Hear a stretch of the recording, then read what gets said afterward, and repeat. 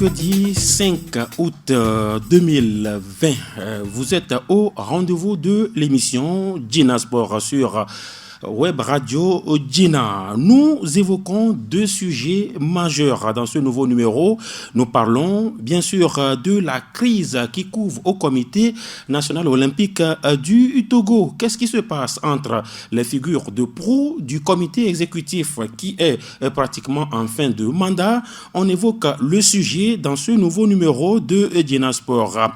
Élection toujours à la Fédération ivoirienne de football. La candidature mouvementée de l'ancien idole du football ivoirien, Didier Drogba. On en parle.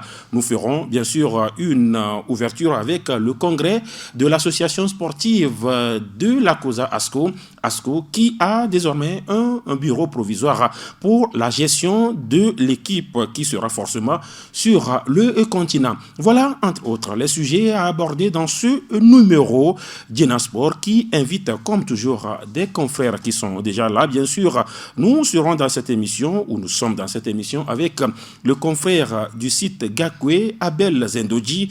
Il est également de Radio Carré Jeune, également du journal Le Mania Libéré. Abel, bonjour. Bonjour Latif, bonjour aux internautes qui nous suivent dans cette émission. Également sur le plateau, le confrère et également collègue de la rédaction de Web Radio Djina, également du site Djina Sport, Eli Modeste Eric Atikbo. Eli, bonjour. Bonjour Latif, bonjour à tous les internautes et bonjour au confrère Abel que je retrouve après 4 mois de disparition. Oui, ça fait un bail vraiment. Manu Adjiwanou, le confrère de Radio Victoire, est attendu également sur ce plateau. Émission mise en onde par Rémi, voilà, Rémi Hunkwati, c'est lui qui fait tout pour justement cette émission. Je suis Latif Yorouma. On parle d'abord de ce congrès, Eli Atikbo, congrès d'Asco de Kara. On l'attendait, beaucoup l'attendaient. Oui, écoutez, cette équipe, on sait qu'elle était orpheline depuis un bon bout de temps avec la démission du président Bitabi et consort à la tête de cette équipe.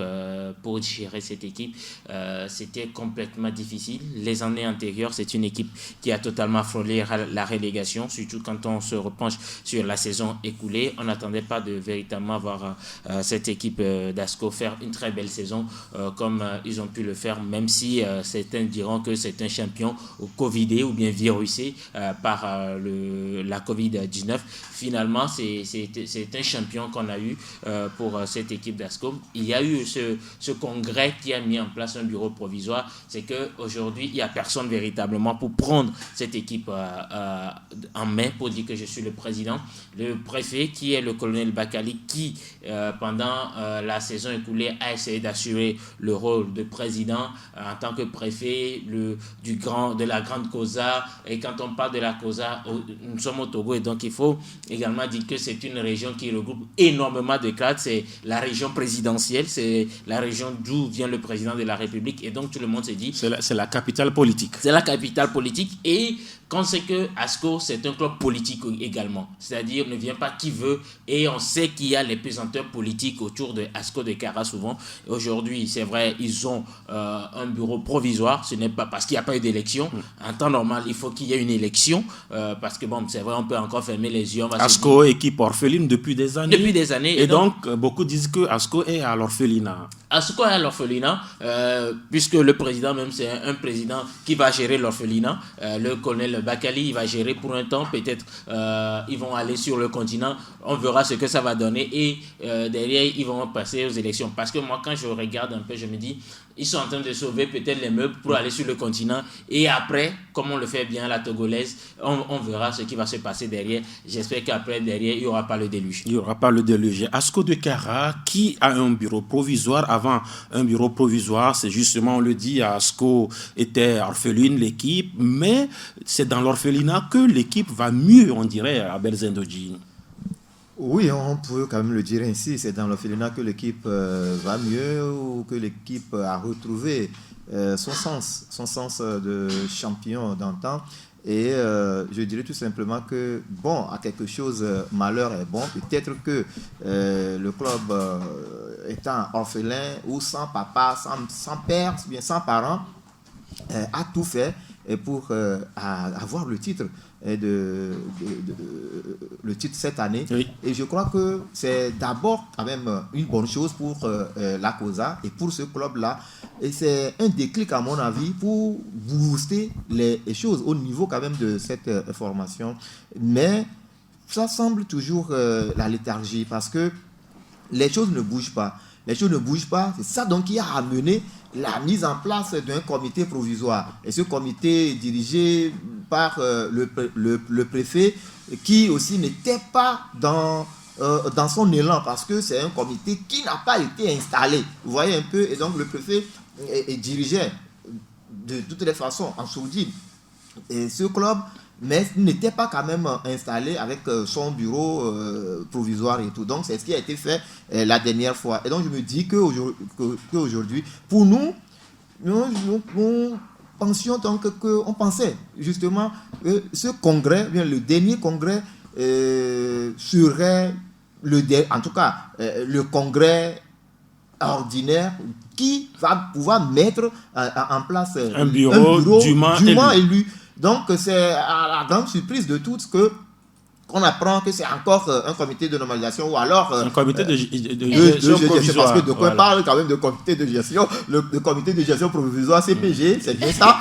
Et d'autre part, à la Fédé, à la Fédé dirigée par. On sait que dans ce cas de figure, ce serait quand même erroné de parler d'un comité de normalisation parce qu'il n'y a pas de crise. Il n'y a pas la fédération ne s'est pas donc ingérée là-dedans. La CAF ne s'est pas invitée de toutes les façons. Donc, c'est un comité provisoire de gestion. Parce qu'on manquait de preneurs, tout simplement. Tout simplement. Et donc là, le préfet, le colonel préfet, président, qui était de toutes les façons au chevet de cette formation-là, a repris son manteau du président légalement constitué, même si c'est un président provisoire. Aujourd'hui, on sait que ASCO a un bureau provisoire si bureau officiel, parce que tout a été officialisé. Et comme Elie l'a dit tout à l'heure, c'est justement un bureau de mission. C'est un bureau de mission et la mission là, c'est la coupe continentale. Et on verra juste après cette expédition ce que ça va donner. Espérons justement que les gens se préparent en coulisses pour pouvoir prendre la tête justement de ce club pour qu'on évite, pour qu'on finisse une fois de bon avec les problèmes récurrents. On l'a annoncé en introduction, il est avec nous, le confrère de Victoire FM, Manu Adjiwanou. Manu, voilà, bonjour. Bonjour Latif, bonjour aux confrères autour de la table. Abel a lâché le mot, c'est un bureau de mission, voilà pourquoi on a 6 personnes dont 3 colonels. C'est du lourd, hein? Ça fait 3 colonels. C'est un bureau militaire, entre guillemets, autour d'ASCO. Bon, un bureau militaire ou un bureau civil, pour moi, cette élection, c'est un signe d'impréparation, c'est un signe de surprise. Est-ce que c'est une élection? Bon, c'est la mise en place d'un bureau provisoire. Voilà. Je dirais même le Congrès, pour moi, présentait des signes de fébrilité et de surprise de la part des dirigeants d'ASCO par rapport à leur position de premier au niveau du championnat et qu'ils devraient se préparer pour aller sur le continent. En fait, aller sur le continent ne doit pas être un effet de hasard, ne doit pas être un concours de circonstances. Non, ça doit être préparé. Est-ce que ASCO, il y a 2 ans, s'attendait à aller sur le continent? Non. ASCO s'est vu propulsé à une position de premier. Et finalement, on se dit maintenant, il faut bricoler, il faut ratisser large, et il faut faire en sorte que les gens adhèrent à un projet précipité. Là, je me dis... C'est quand même mieux que rien. Non, au contraire. Pour moi, c'est encore jeter de l'argent par la fenêtre. Parce que ASCO n'a pas les structures qu'il faut pour aller sur le continent. Il ne faut pas se leurrer.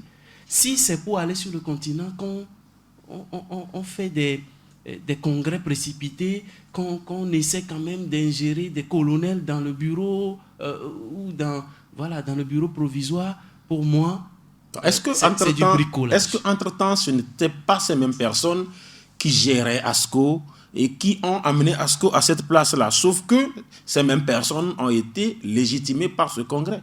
Que ça soit ou officialisées par le congrès. Que ça soit légitimé ou officialisé, moi je dis, ce n'est pas en cette période qu'il faut penser à ces choses-là si on a le continent à affronter.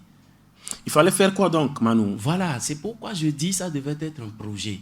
Un projet de depuis 2 ans ou 3 ans. Ça n'a pas été fait. Maintenant qu'ils sont sur le continent, ou maintenant qu'ils sont premiers, ils devraient faire comment? Je me dis qu'ils vont jeter encore de l'argent par la fenêtre. Peut-être qu'ils ne devraient pas s'engager, c'est ça? On va faire une figuration, on reviendra, on va dépenser des frais énormes. Mais il y a des hommes d'expérience dans ce bureau. Non, le colonel Bakali, oui, il a déjà fait ses preuves à la douane, aujourd'hui à Sautière. Ce n'est pas ce que je suis en train de dire. Ce que je suis en train de dire, c'est que si ces preuves qu'il a, ou si les compétences qu'il a, il devait les mettre en œuvre, ce ne serait pas, de façon précipitée. Voilà, et que ASCO aurait fait un programme depuis et aurait eu les catégories, par exemple, aurait eu Ils sont en train. les conditions qu'il faut pour aller sur le continent, et il ne faut pas d'abord se qualifier avant de penser à chose.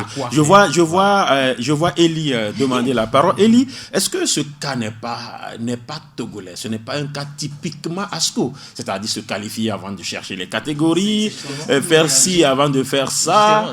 C'est un cas togolais. Ça suppose que. Mais est-ce qu'il faut continuer ASCO ne fait pas l'exception. C'est un cas togolais. C'est pas que c'est ASCO seul qui est dans ce cas. Je crois, nous tous on s'est félicités. Mais ce n'est pas un bon cas quand même. Non, j'en arrive. Tous on s'est félicités, on s'est réjouis, on s'est tous retrouvés au terrain lorsque l'Est Togopor était en phase de groupe. L'Est Togopor n'avait jamais imaginé, il y a quelques mois en arrière, qu'il serait en phase de poule. Dans les moments qui ont suivi. On va écouter Elie et puis on revient à vous, Manon. L'Est Togopor ne l'a pas imaginé. La preuve, c'est que nous avons tous vu la gestion que l'Est Togopor a fait de ce capital, la gestion des joueurs derrière. Et il y a eu, n'oubliez même pas que derrière, il y a eu des grèves des joueurs qui n'ont pas voulu jouer des matchs. Et donc, aujourd'hui, je suis d'accord que ça soit sur un projet. Je le disais, il y a quelques mois, c'est-à-dire la saison écoulée, ASCO frôlait la relégation. Et cette année, ASCO a été repris en main par le colonel Bakali, même si ce n'était pas de manière officielle. Ils ont fait un parcours assez typique, assez intéressant sur cette saison. C'est vrai, on se dira peut-être que si la saison était arrivée à bout, il finirait peut-être 2e ou 3e ou pas peut-être 1er. Mais il y a eu une situation où aujourd'hui ASCO se retrouve sur le continent. Que faut-il faire? Est-ce que faut-il rester comme ça dans cette même léthargie sans rien légitimer, ou alors proposer quelque chose également aux gens? Ou ne pas s'engager. C'est ça la question. Ils ont choisi s'engager. Ils ont choisi quelqu'un qui a de l'expérience, qui en a déjà fait des preuves avec l'ESOTER, à l'époque l'ES-Douane, le colonel Bakali. Aujourd'hui, ils ont constitué un bureau où il y a des militaires. Et 3 colonels, il faut préciser. Oui, c'est du lourd. Le colonel Lim, et puis... C'est des officiers supérieurs de l'armée. Voilà. Et puis tout ça, je le disais, ASCO, n'oublions pas que ASCO, c'est un club assez politique. Et derrière, il faut également mettre des gens qui vont aller chercher des moyens. Est-ce que l'ambition d'ASCO aujourd'hui, c'est quoi? C'est d'aller faire simplement figuration ou aller en phase de poule. Le préfet, dans l'une de ses interviews, a dit qu'ils n'iront pas faire quand même de la figuration. Maintenant, il a dit... le problème que soulève Manu, il est typique à tous les clubs togolais. On n'a pas un seul club togolais aujourd'hui qui vous dise que voici notre planning sur 5 ans. Nous voulons commencer là pour arriver à être aujourd'hui sur le continent régulièrement. C'est-à-dire, on commence aujourd'hui 5 ans. Quand on va pour la première fois en phase de poule, on veut y rester peut-être à l'exemple de l'Oroya, du Vita Club, de Dieu Puissant Mezambe ou bien des clubs maghrébins. C'est le problème qui est typiquement togolais, qui n'est pas relatif seulement à ASCO Dekara. Voilà. Alors, et donc, parce que justement, tout ne se fait pas bien, ASCO n'a pas aussi bien fait les choses. Un peu comme ce que Manu voudrait dire. On va juste vous revenir avant de revenir à Belzendoji. Oui, quand nous prenons le cas de l'AS Togopor, n'oubliez pas que l'effectif a été maintenu sur 3 saisons et que l'ambition n'a pas été du jour au lendemain. Sauf que la gestion de la qualification a été approximative, oui. Mais l'équipe a été gérée d'une manière qu'on pouvait imaginer que eux, sur le continent, ils avaient des ambitions. ce n'était pas la meilleure des manières. Est-ce qu'il n'y a pas une façon de combler cela? Si je vous comprends, ça a été un titre accidentel pour Asco, c'est cela? Oui. Et alors, est-ce qu'il ne peut pas combler cela en faisant quand même Justement, un casting continental? Dans le sport et particulièrement dans le football, le bricolage ne paie jamais. Il ne faut pas, après avoir un bon obtenu quelque recrutement chose... est un bricolage? Oui, un bon recrutement par rapport... Il cherche de l'argent, il ratisse large. Oui, au Togo ou sur l'international. Ils peuvent aller même en Europe, il n'y a pas de souci. N'oubliez pas que la cohésion ne se fait pas en deux ou 3 mois, non. C'est pertinent. Voilà. Donc, comme je le dis, en fait, je peux paraître trop dur, mais c'est la triste réalité. Nous jouons un championnat amateur et nous avons des joueurs qui, une fois un peu révélés, quittent le pays. Donc, notre base fondamentale sur la qualité des joueurs pose problème. Et les meilleurs que nous avons se retrouvent dans des clubs qui paient plus. Vous prenez Asco. Asco a été porté par certains joueurs qui ont été dénichés dans le championnat et qui sont pratiquement les meilleurs. Le recrutement se fera où? Avec le pouvoir d'achat que nous avons ici. Boreso a essayé. Il a pris des joueurs d'un peu partout, mais c'est quoi le résultat en fait? Ils auraient pu finir continentaux. Ils auraient pu. Peut-être. S'il y a encore 6 journées qui n'ont pas été... Mais ce que nous disons, c'est que nos responsables doivent faire un projet consistant. Pas un projet sur une participation. En conclusion, et Asco et Unisport ne devraient pas, c'est ça? Pour moi, oui. Ne devraient surtout pas. Dans cette condition de Covid.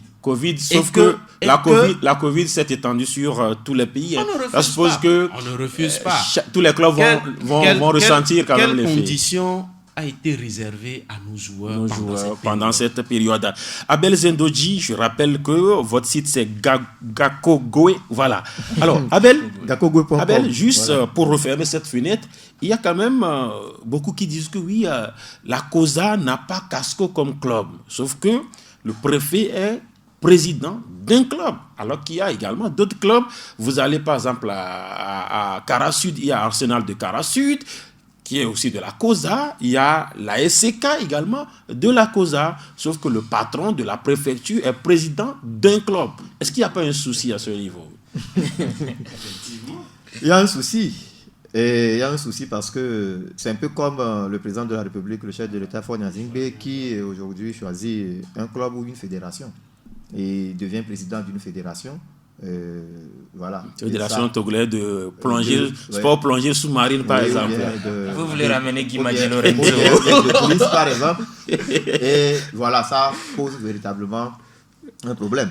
Ils ne l'ont pas vu sous ce angle-là? Non, mais ils ne l'ont pas vu sous ce angle. Vous voyez, la passion a pris le dessus. Parce que quand vous voyez un peu, vous connaissez très bien la personnalité du colonel, du préfet Bakali. Colonel Bakali, Remou, Baoubadi Didier, voilà, c'est le nom complet. C'est un amoureux donc, du football. Il a fait quand même ses preuves à l'AS Douane et tout. Donc aujourd'hui, il se met toujours dans la peau du sportif et de dirigeant de club. Vous voyez un peu. Il a un tout petit peu oublié son manteau de patron de toute une préfecture et où tous les clubs de la préfecture sont donc sous sa responsabilité. Vous voyez un peu. Et donc, je crois que là, ça pose un petit problème. Bon, pas un petit problème, ça pose un véritable problème où les autres clubs vont se sentir lésés.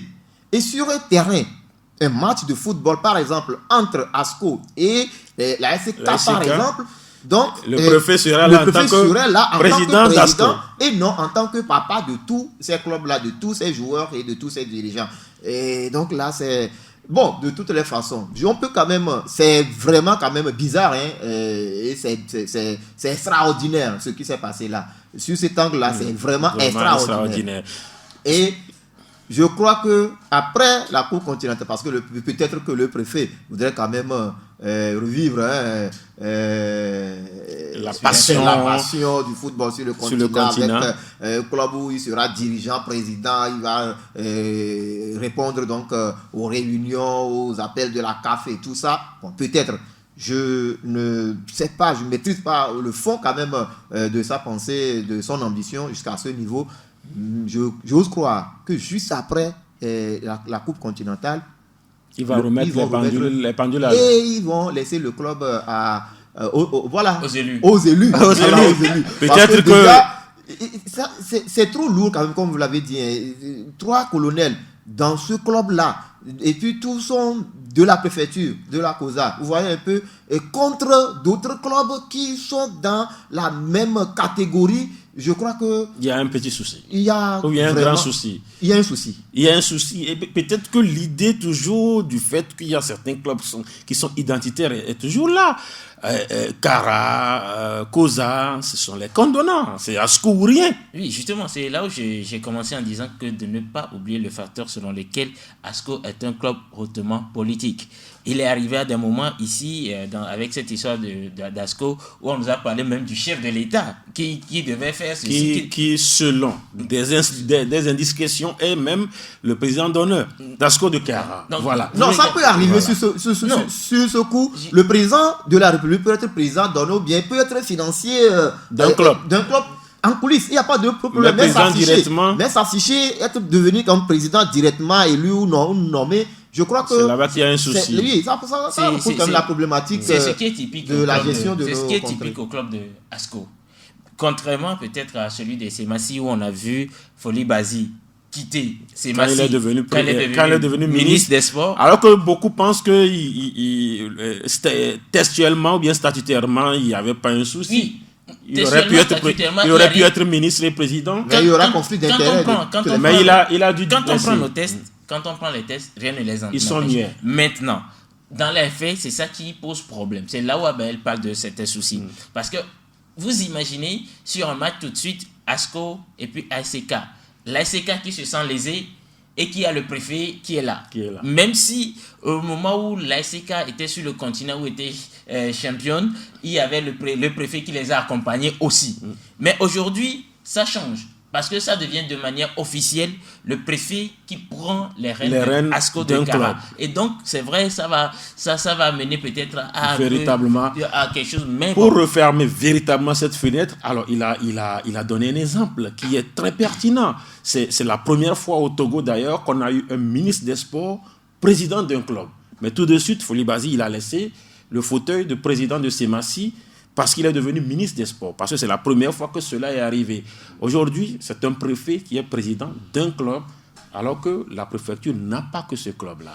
Effectivement, c'est un problème sérieux. Quand vous prenez par exemple les présidents de fédération ou le président de la Fédération togolaise de football, s'il était président d'un club, une fois devenu président de la fédération, il doit laisser ce poste, même si ce n'est pas écrit dans les tests.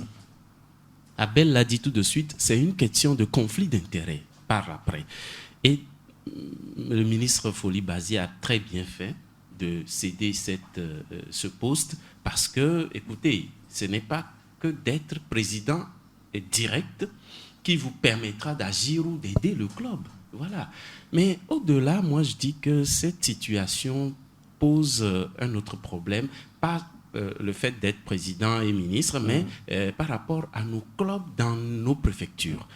En réalité, vous prenez la France, Metz est là, Metz est là. Il n'y a plus un autre club qui va changer le nom de Metz Football Club. Vous prenez Paris Saint-Germain, etc. Dans d'autres pays également.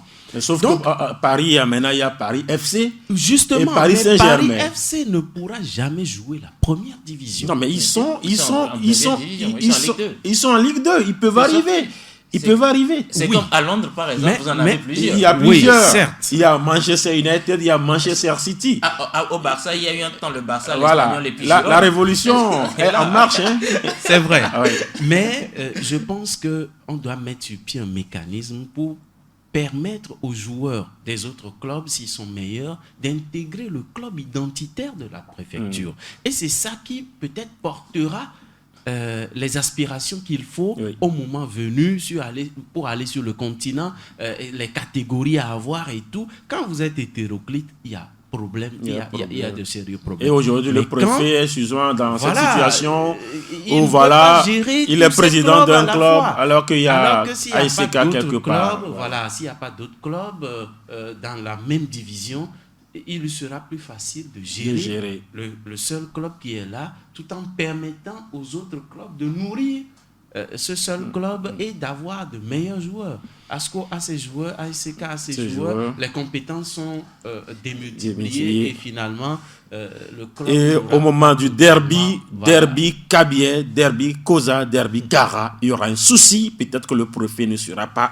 au terrain, tout simplement. Voilà ce qu'on pourra dire sur le premier sujet, avec, vous êtes sur la radio Djena, avec comme invité dans l'émission Djena Sport, Abel Zendoji du site Gakogoé, voilà, et puis de Radio Carré Génie également de manière libérée, Manu Adjiwanou qui nous vient de Radio Victoire, Eli Atikbo, Modeste Eric, lui il est de la rédaction de Web Radio Djena et également du site Djena Sport. Je suis Latif Yorma, on poursuit avec le deuxième sujet.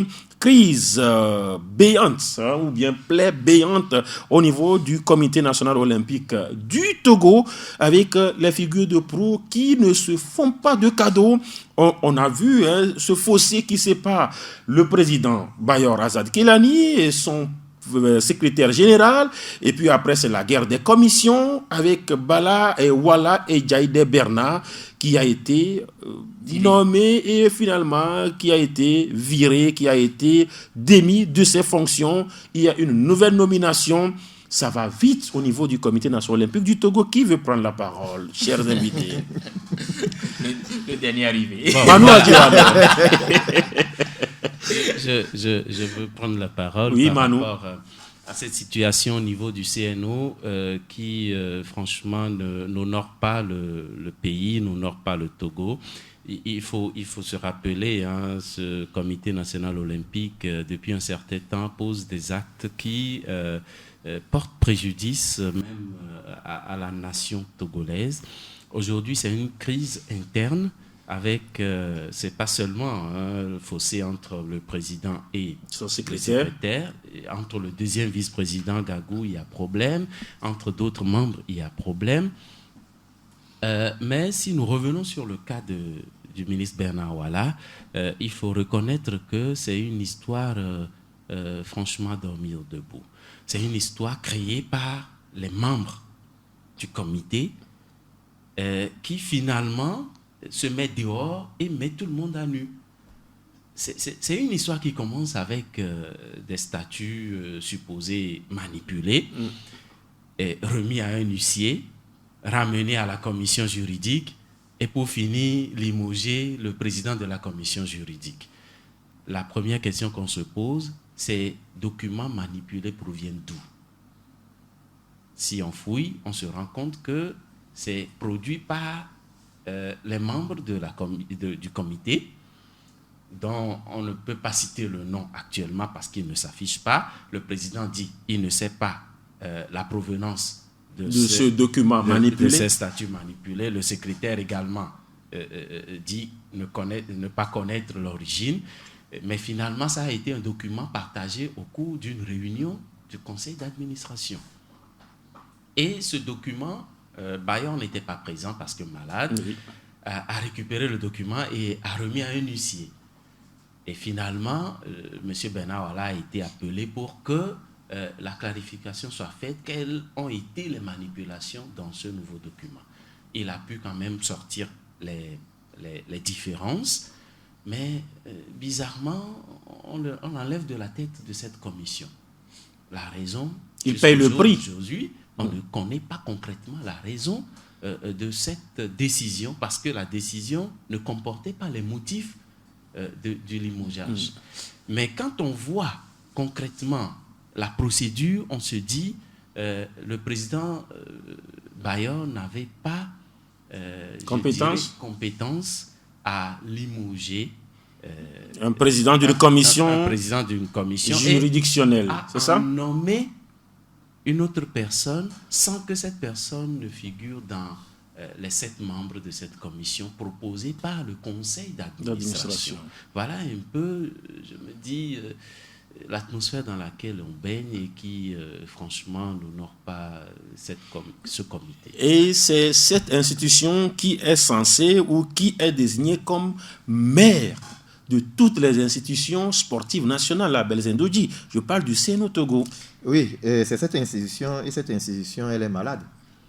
L'institution... donc la maman est malade. La maman est malade et donc les enfants... Et si elle doit allaiter ses enfants... Les enfants vont souffrir. Les enfants vont souffrir alors. Naturellement. Les enfants seront contaminés. Ils seront contaminés et voilà, c'est assez bizarre ce qui se passe au CNO Togo. C'est vrai, ce n'est pas un problème qui est né de nouveau, mais ça date les problèmes au CNO Togo. Ça date donc ces problèmes depuis plus de 3-4 mandats. On sent quand même que ce n'est pas... c'est une succession de problèmes. Voilà, bien de... ce n'est pas quand même la bonne ambiance. Si ce n'est pas à mes vues petit Jean, c'est peut-être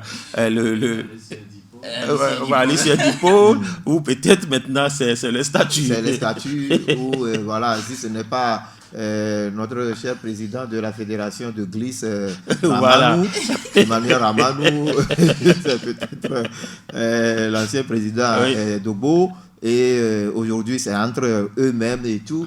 De toute façon, nous avons l'habitude de dire chez nous que tout ce que l'on fait, voilà, tout ce que tu fais, te fait quoi. Tout ce que tu fais, te fait. Et donc tout ce qui arrive aujourd'hui au CNO Togo a été préparé et géré par ces acteurs, ceux qui sont là présentement. Et le président Bayor. Ils sont rattrapés par... Ils sont rattrapés par le temps. Ils sont rattrapés par... Leur manœuvre, leur magouille, entre griffes. Vous voyez un peu. Et donc, je cite bien, je dis, et le président Bayor, les vice-présidents qui sont là, l'honorable Dieudonné Gagou, il est au CNO, c'est pas... Il fait quand même... voilà, il a fait des années au CNO, tout comme son président Bayor, il a été quand même vice-président pendant des années. Il a été deuxième vice-président, il a été premier vice-président, aujourd'hui président. Mais quand même, il a pris les escaliers, il n'a pas pris l'ascenseur. Et donc, le secrétaire général, le jeune qui a intégré également le groupe, membre, était quand même dans les arcanes depuis un moment et tout. Donc aujourd'hui, ensemble, ils ont fabriqué des choses. Ils ont créé des histoires, ils ont préparé des coups, et aujourd'hui, tout retombe sur leur tête. C'est l'analyse que moi je fais de la situation. C'est pourquoi, la dernière fois, il y a eu quand même des rencontres. Une rencontre que nous avons eu quand même assisté la veille de la journée olympique. Oui. J'ai vu le président Bayor et son secrétaire général Apaki de l'ADEM. Faire la paix des braves. Faire la paix des braves. Et ils ont ensemble animé une rencontre avec la presse. Vous voyez un peu. Et donc, quelques jours après, la guerre renaît. Par médias interposés. Voilà, par médias interposés. Et c'est surtout ça qui inquiète. Parce que, quand vous prenez tout ce que Manu a dit tout à l'heure, on parle des tests. On parle d'un document frauduleusement inséré dans les archives du CNO Togo. Qui est l'auteur de ce document? Qu'on ne connaît pas. Au-delà de ça, il y a eu la rencontre du 28 juin dernier. Cette rencontre du 28 juin qui devrait normalement regrouper tous les membres du comité et... 28 juin ou 28 juillet? 28 juin. 28 juin, oui. La rencontre, c'est la rencontre du 28 juin qui a déclenché. Oui. Voilà, c'est à cette rencontre-là, ma foi, si je ne me trompe, que le document a été distribué pour étudier et tout. Et donc, c'est à la suite de ça, parce que le président Bayor n'était pas... Le mauvais document. Le mauvais document, naturellement. Et donc, le président Bayor, n'étant pas à cette rencontre, a eu quand même écho, puisqu'il a été convié, et donc, il a eu également copie de ce soi-disant faux document et tout. Donc, jusque-là, on ne peut pas connaître celui qui a édité le document, celui qui a intégré les nouvelles choses dedans. Les modifications. Les modifications. Donc, je me dis qu'ils se connaissent, ils savent ce qu'ils font, et ils savent pourquoi ils le font.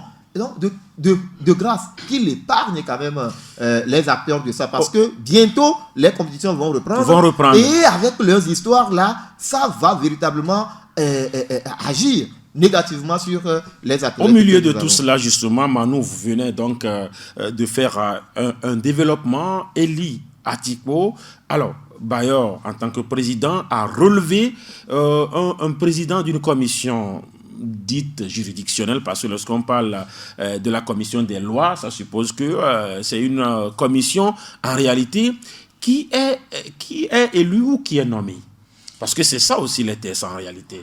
On doit nommer ou on doit élire un président d'une commission juridictionnelle. Mais quand on se réfère peut-être au football, ils ont décidé... À la fédération togolais de football, ils ont décidé d'élire. Et quand on se réfère peut-être au CNO Togo, je ne sais pas trop comment ça se fait, parce que je me rappelle très bien qu'il y a eu les élections, c'était à l'hôtel Santa Maria, il n'y a pas eu d'élection des membres de commission. Et c'est après... Et c'est après que c'est arrivé. Mais il se dit, conseil d'administration. Voilà, je voudrais quand même apporter un peu de voilà. Et selon l'explication des tests que les uns les autres ont fait de cette procédure, oui. Il y a trois propositions de noms sont faites et par le conseil d'administration. Et donc c'est parmi ces trois personnalités que le président choisit. Donc c'est le président qui choisit, qui nomme. Ça suppose que c'est le conseil d'administration qui d'abord propose. Voilà. C'est la procédure au niveau du CNO Togo. Voilà. Ça suppose que quoi qu'on dise, ça suppose que le président a le dernier mot. Le président a le dernier mot, mais normalement les noms devraient être proposés par le CA. Non, même si c'est proposé par le CA et que c'est le président qui finit par nommer, moi je trouve toujours qu'il y a une anomalie au niveau de ces conseils. Même au Conseil de sécurité de l'ONU, il y a le président qui a le veto, il ne faut pas oublier. Non, je ne refuse pas qu'il y ait le président qui a le veto, mais pas sur une commission assez qui puisse être juridictionnelle, qui puisse sanctionner le président lui-même. On est d'accord, si je suis nommé aujourd'hui par Latif, je me sens d'une manière ou d'une autre redevable envers Latif. Moi j'aurais peut-être aimé que ce soit peut-être le président qui propose les trois noms et que le conseil d'administration décide de qui choisit. Parce que le conseil d'administration regroupe toutes les fédérations. Et en quelque sorte, les présidents des fédérations. Et donc, en quelque sorte, ça devient comme une élection, en fait, si c'est ce conseil d'administration qui choisissait le président de cette commission juridictionnelle. Et en ce sens, il sera même au-dessus du président, c'est cela? Justement. Et peut-être que le CNO n'a pas voulu donner tout cela, tout ce pouvoir. Aujourd'hui, Bernard et Jaïde Ouadla, le ministre, aurait pu donc sanctionner Bayor Azad Kilani. Manu Adjivano veut rebondir. Bon, en fait, le CNO n'a pas encore la structure indépendante qui pourrait sanctionner les membres du bureau ou les membres de son association. Et par rapport aux membres de la commission judiciaire, en fait, le conseil d'administration propose 7 personnes. Et parmi ces 7 personnes, le président, avec son bureau, nomme le président de la commission. Parmi les 7? Oui. Et ces 7 deviennent membres? Ces 7 sont membres de la commission juridique. Mais le président nomme qui est le président. Avec le bureau, parce que c'est une décision de bureau qui nomme. Oui. Ce qui suppose que ça doit aussi être une décision de bureau qui doit démettre. Voilà. C'est pourquoi nous disons que cette décision de limogeage ou de démission... Mais selon nos informations, a été prise à l'issue quand même d'une réunion de bureau. Oui, même si tous les membres n'étaient pas présents. Voilà, il faut qu'une décision de bureau, pour qu'elle soit valable, doit être prise en fonction du quorum. Qui doit être atteint. 8 sur 13. Donc 5 représentants c'est pour cela qu'aujourd'hui on dit que cette décision normalement est nulle et de nul effet. Secondo, la dame qui a été sollicité pour remplacer... La dame s'appelle Tchanile Salifou Falilatou, épouse Dogo. Exactement. Elle est juriste de formation. Elle est 3e vice-présidente de la Fédération togolaise d'athlétisme. Elle est 2e vice-présidente de la région 2 d'athlétisme. Oui, voilà. Elle est juriste de formation. Mais qui ne figure pas parmi les 7 membres de la commission juridique que dirigeait le ministre Wala Bernard. Ce qui suppose qu'en réalité, pour remplacer le ministre Bernard Wala, ça devait être au dans sein les 7, pas en dehors des 7. Mais là également, il faut quand même ajouter une autre personne pour que ça fasse 7, puisqu'il y a une personne qui a été sanctionnée. Non, la sanction ne Voilà sort a été pas. relevé de Oui, ses fonctions. en tant que président. Ça Mais il est toujours membre. Exactement, parce que la décision d'être membre n'est pas du ressort du bureau exécutif du Comité national olympique. Ce qui suppose que quand même on lui retire le titre de président de la commission, il redevient logiquement membre de cette commission. Est-ce que ce ne sont pas des insuffisances également? Parce que quand vous êtes sanctionné, vous êtes reconnu coupable de quelque chose et qu'on vous sanctionne, normalement, on vous envoie quelque part. Voilà. Est-ce qu'il est coupable de quoi? Non, j'estime qu'on sanctionne une personne coupable de quelque chose. Voilà. J'estime, c'est juste une analyse. Et pour sanctionner, il y a une procédure. Il faut entendre celui qui est coupable se défendre. Y a-t-il eu cela? Non. Il n'a pas pu se défendre. Il n'a pas pu se défendre. D'ailleurs, dans le communiqué, les motifs n'ont pas été évoqués. Ce qui suppose que cette sanction, d'abord, celui qui donne la sanction, est-ce qu'il est habilité à donner cette sanction? Non. Puisque dans les prérogatives d'un président du comité national olympique, nulle part il n'est dit qu'il est il a la prérogative de sanctionner ou pas. L'exemple et quand ça ne va pas comme cela, justement, qui doit intervenir? Chers confrères, qui doit intervenir? On sait que si, par exemple, une fédération va mal, tout de suite, on parle du CNO, des fois, qui en tant que moralisateur, on parle du ministère qui a compétence en tant qu'État, on parle de la CAF, si c'est, par exemple, la Fédération togolaise de football, on parle également de la FIFA, si c'est toujours le football. Alors, le CNO Togo est en difficulté, c'est le CIO, c'est la CNOA, c'est le ministère des Sports, c'est la primature, c'est la présidence, c'est qui doit gérer cette situation-là? Mais ça, c'est le ministère. C'est le ministère. Le ministère togolais des Sports. Et dans les tests du CNO, c'est bien dit, le ministère est en tout cas le patron. Qui doit intervenir en cas de problème pour gérer tout cela. L'ingérence, le mot ingérence ne sera pas d'actualité à un moment donné, parce que souvent, ces institutions sportives se cachent derrière ce mot ingérence. Mais n'oubliez pas que autant les fédérations ont une délégation de pouvoir, le Comité national olympique agit aussi par délégation de pouvoir. Délégation de pouvoir qui peut lui être retirée à tout moment ou qui peut être modifiée et améliorée à tout moment. Je crois que cette histoire rapidement pour refermer cette fenêtre, Abel. Évolue, le temps d'ingérence dans les sports, tout ça c'est révolu. Oui, voilà. Parce que le CNO ou bien le CIO n'est pas un État dans un État. Voilà. Ce n'est pas quand même sur le territoire du CIO que notre CNO est bâti. Ce qu'Abel a dit, c'est très important également, parce que quand on va commencer cette guerre au niveau du CIO, quand on va commencer par dire, voilà, Assemblée Générale, voilà, le Togo tel, après tout, c'est le premier responsable du pays, Faure Gnassingbé, qui porte également le chapeau. Voilà ce que... rapidement. Nous n'avons pas touché, en fait, les mobiles qui poussent les gens à agir de la sorte au niveau du comité national. Non, mais on sait que c'est juste un angle qu'on a pris. C'est juste un angle qu'on a pris. Oui, Manu. Rapidement, parce qu'aujourd'hui, les gens sont focalisés sur le poste de président. Oui, l'élection. Au niveau de l'élection au niveau du Comité national olympique. Puisque le comité exécutif est en fin de mandat, pratiquement. Et qui pousse les gens à agir, à revenir sur les décisions, à agir d'une manière assez rocambolesque. On se demande, mais comment se fait-il que dans une institution, les archives, on ne les retrouve pas? On sort un document, on ne sait d'où le document provient. Mais sur l'ordinateur du CNO, on retrouve les traces de ce document. La faute à qui, Manu? Oui, la faute à ceux qui sont responsables des archives. D'abord, le secrétaire. Le secrétaire général, voilà. et aussi du président du CNO qui, pour moi, n'arrive pas à gérer son équipe. Et aujourd'hui, justement, ce sont les principaux protagonistes. Voilà, ça suppose que eux tous, ils sont véritablement dans le même panier. Voilà, et ça relève un peu de, je dirais, la méconnaissance des présidents et des membres des autres fédérations qui constituent le Comité national olympique. Pourquoi jusqu'au jour d'aujourd'hui, ces fédérations ne réagissent pas par rapport à cette situation au niveau du Comité national olympique? Ce sont ces fédérations qui ont élu ces messieurs aujourd'hui qui agissent mal. Ils comprennent quoi?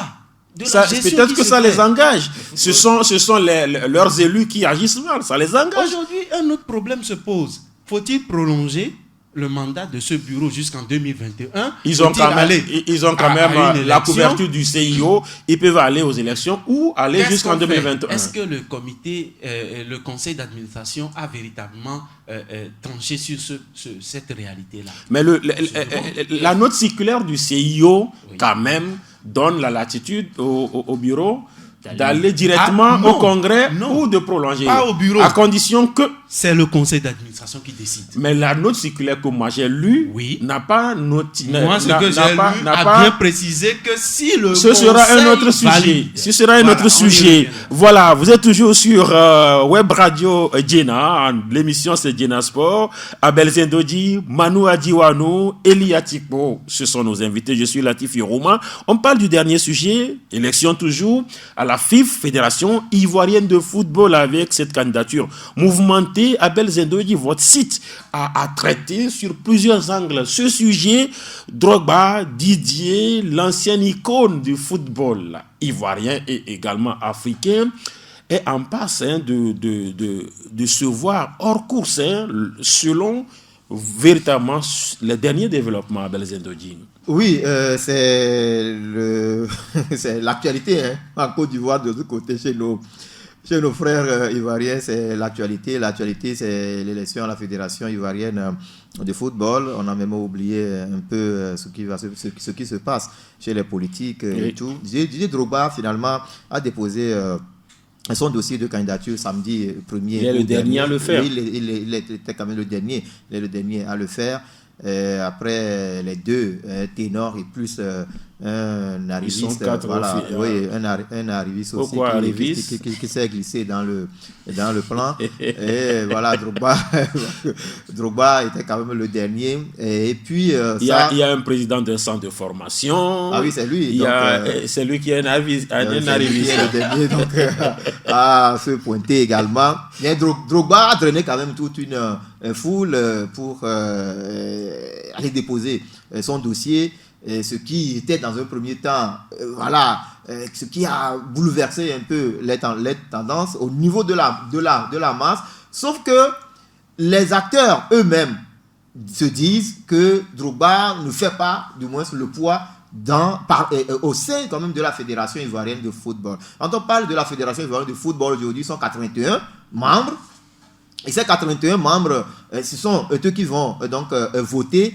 Mais le problème de Drogba, tout est résumé donc au niveau des parrainages. Et donc, il n'a pas reçu, selon les informations, le quota exigé, 8 parrainages, dont un groupement d'intérêt. Et dans les associations, comme nous les avons également et au Togo ici. Donc, je crois que c'est à ce niveau que le problème se pose pour Drogba. Mais également, au-delà du 8e, qui devrait normalement être un groupement d'intérêt, Drogba a des difficultés à avoir aussi le parrainage des clubs de première division, de deuxième division etc. Et de troisième division. Et de troisième division. Et donc, il a tout fait pour avoir aussi Africa Sport, mais Africa Sport avait déjà donné donc... on parle donc de double, même de triple parrainage. Donc aujourd'hui, le problème de Drogba, c'est de n'avoir pas réuni les parrainages nécessaires. Mais de deux, quand il a fait les tractations à la dernière minute pour au moins avoir une liste dans son document pour aller déposer, il est parti donc piocher dans les clubs qui ont déjà donné leur parrainage à d'autres candidats. Et aujourd'hui, on parle de double, de triple parrainage et tout. Et donc, le problème aujourd'hui, à mon avis, est-ce que les statuts sont clairs sur ce cas-là également? Les statuts sont clairs sur ce point, mais les statuts, comme nous les avons en Afrique, et surtout en Afrique, les statuts sont muets. les statuts ne sont pas quand même pointus là-dessus, comme quoi 2 ou 3 parrainages annulent peut-être le parrainage ou bien les parrainages. Ou bien les candidatures. Voilà, les candidatures. Sinon, si ça est ainsi, au moins 2 des 3 candidats en liste seront donc hors course. Manu a dit... Donc, veut dire que Drogba est toujours en course. Et donc, il y a quand même les pesanteurs sont et c'est vraiment... ce 6 août que la commission électorale doit faire chose.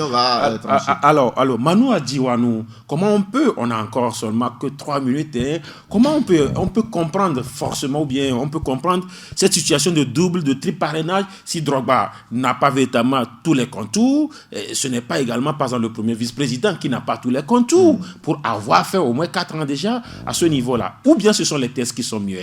En réalité, d'abord, quand je prends la candidature de Drogba, elle est trop mal préparée. Drogba ne c'est peut comme pas... un tout petit peu. Drogba ne peut pas se lever du jour au lendemain, vouloir être président de la FIF et puis faire autant de malversations. De deux, pourquoi Drogba attend être président avant d'agir au niveau des clubs de la Côte d'Ivoire? C'est ce qui lui pose problème aujourd'hui. L'envergure de Drogba est mondiale. Et Drogba, s'il avait véritablement l'ambition de devenir président, allait déjà intervenir au niveau de tous les clubs de la Côte d'Ivoire. Qu'est-ce que ça coûte à Drogba de donner un bus à tous les clubs de la Côte d'Ivoire? Même n'étant pas président. Ce sera une autre grandeur. Le boulevard serait déjà tracé pour lui. Ce n'est pas en écrivant ça dans son projet de je ne sais quoi qu'il va vouloir influencer qui que ce soit. Un projet d'ailleurs pour moi dithyrambique. C'est trop ce qu'il est en train de raconter. C'est pertinent, mais l'autre question aussi, pourquoi aussi empêcher à Drogba aussi de venir? Ce n'est pas qu'on l'empêche, c'est qu'il n'arrive pas à avoir les adhésions. Et comment comprendre que Drogba, ce Drogba national et international, ne puisse pas regardez rassembler comment il a cela. quitté la sélection. Il est mal aimé par rapport à son pays. Et pourtant, la la foule dit le contraire. Drogba est bien aimé en Côte d'Ivoire. Écoutez. Sauf que Drogba, je voudrais quand même sauf que ce que Manu dit est pertinent. Et Drogba est bien aimé en Côte d'Ivoire, mais dans le milieu sportif, dans le milieu du football, il n'a pas posé les bons actes. C'est ça son problème. Ce que je suis en train de dire, vous regardez comment il a quitté la sélection et les problèmes qui ont entouré son histoire de Capitana. C'est pour cela, moi je dis, il est mal aimé. Ce n'est pas par rapport à la population. On a vu la population le suivre, mais la population comprend quoi? La population ne vote pas. Il est mal aimé par les acteurs. Parce qu'il n'intervient pas comme cela se doit au niveau des acteurs. Prenez Adebayor au Togo. Adebayor n'investit pas. Il est bien aimé, c'est ça? Non. Il est mal aimé lui aussi. Bien sûr, par rapport au club. On aura. Mais pensez-vous qu'Adebayor, le jour où il va déposer sa candidature, qui va le suivre? Il a fait quoi par rapport au football national? 10 secondes par rapport à ce sujet. Voilà par rapport à ce sujet également. 10 secondes, oui. Oui, dans 10 secondes, comme on n'a plus le temps. Pour moi, Didier Drogba, ça reste Didier Drogba. Et je pense que... sauf qu'il aurait pu donner des buts sans être président. Moi, je ne vais pas sur ce point. Sauf que Didier Drogba, moi, je trouve qu'il a plus à apporter au football aujourd'hui. Et je crois que son projet, il est un bon projet. On a le temps. On empêche simplement, mais on en reviendra. On a le temps de revenir. On verra clair si Didier Drogba, sa candidature sera maintenue ou tout simplement écartée par la commission électorale. Merci à vous, Abel Zendodi. Ça a été un plaisir de vous avoir ici. Merci également à Manu Adjiwanou. Merci également à Eli Atikbo. Merci à Rémi Humpati qui a assuré la mise en œuvre de cette émission. Je suis Latif Yorouma. On se retrouve forcément le mercredi prochain pour d'autres points de l'actualité.